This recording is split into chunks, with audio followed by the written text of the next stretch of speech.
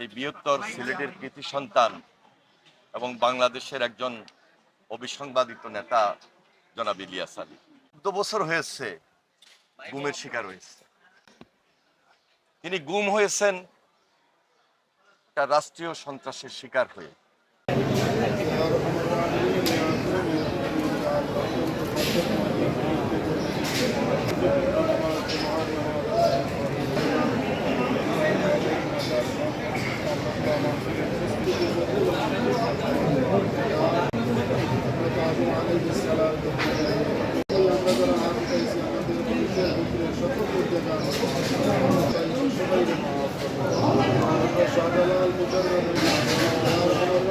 বিশেষ করে আজকে আমরা জানি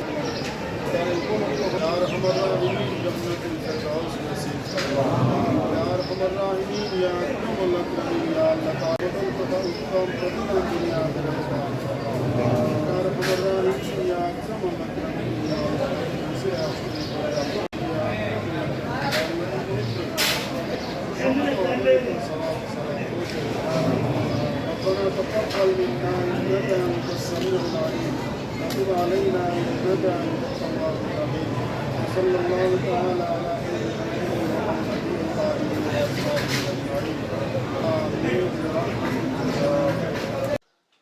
যে রাষ্ট্রের নেতৃত্ব দিয়েছিলেন তৎকালীন ফ্যাসিস্ট প্রধানমন্ত্রী শেখ হাসিনা, তিনি প্রতিহিংসার শিকার।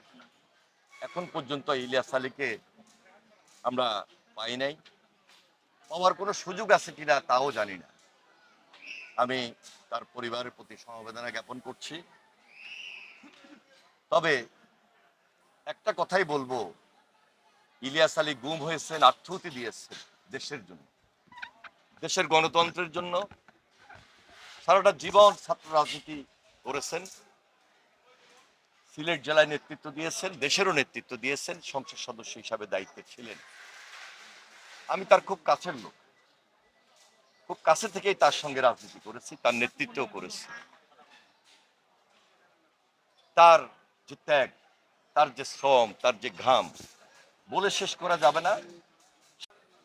যে তার এই ত্যাগের মধ্য দিয়ে বাংলাদেশের গণতন্ত্রের বীজ শক্তিশালী হবে এবং আগামী দিনে এই বাংলাদেশ জনাব তারেক রহমানের নেতৃত্বে মাননীয় প্রধানমন্ত্রী এগিয়ে যাবে এবং নতুন একটা বাংলাদেশ আমরা এই দেশবাসীর সামনে গড়তে পারব। সেই লক্ষ্যে জনাব তারেক রহমান সবাইকে নিয়ে কাজ করছেন। ইলিয়াস আলীর স্ত্রী, তিনিও আজকে একজন সংসদ সদস্য, তিনিও দেশের জন্য কাজ করে যাচ্ছেন।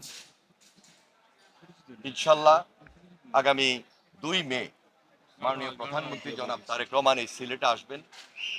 বাসিল নদী, যেটি বাসিয়া নদী, যেটি এখন বলা যায় খালেই পরিণত হয়েছে, তিনি এই খাল খনন কর্মসূচি যেটা হাতে নিয়েছেন, সেটা এই বাসিয়া নদীতে খাল পুনঃখননের মাধ্যমে নতুনভাবে শুরু করবে।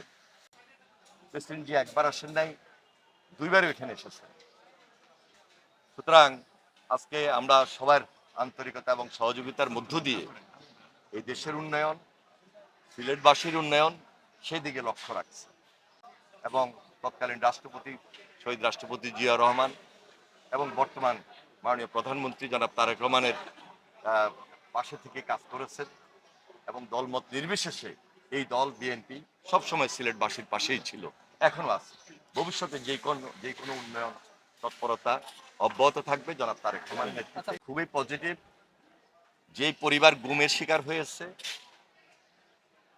আমরা যারা অত্যাচারিত হয়েছি, আমরা যারা নির্যাতিত হয়েছি দীর্ঘ ১৭ বছর এবং সর্বশেষ জুলাই আন্দোলনে যারা ত্যাগ স্বীকার করেছে, শহীদ হয়েছে, নিশ্চয়ই আমরা অনুধাবন করি, রিয়েলাইজ করি জনাব তারেক রহমান তিনি নির্যাতিত ছিলেন, নির্বাসিত ছিলেন, আমাদের গুম ছিলেন।